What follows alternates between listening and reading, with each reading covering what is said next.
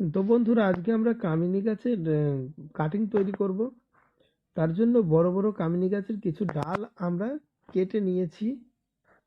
এবার আমরা সেটাকে খুব সুন্দরভাবে কাটিং করার চেষ্টা করব। প্রত্যেকটা কাটিং এখন অতটা ভালোভাবে হচ্ছে না, এটাকে 45 ডিগ্রি অ্যাঙ্গেল করে কাটতে হবে এবং খুব সমানভাবে কাটতে হবে। তার জন্য ব্লেডে করে 45 ডিগ্রি অ্যাঙ্গেল করে নিচ্ছি। যদি কাটিং মেশিনে 45 ডিগ্রি অ্যাঙ্গেল না হয় তাহলে ব্লেডে করে নিতে পারবেন। হাত একটু সাবধান রেখে এটাকে 45 ডিগ্রি অ্যাঙ্গেল করে নিতে হবে। কেন?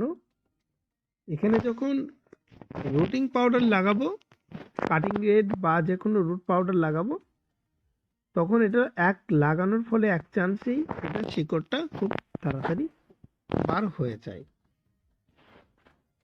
এই কারণেই আমরা এটাকে বেশিরভাগ 45 ডিগ্রি অ্যাঙ্গেলে কেটে নিতে বলি। এদিকে রুট পাউডারটা খুব সুন্দরভাবে গাঢ় করে গুলে নিয়েছি।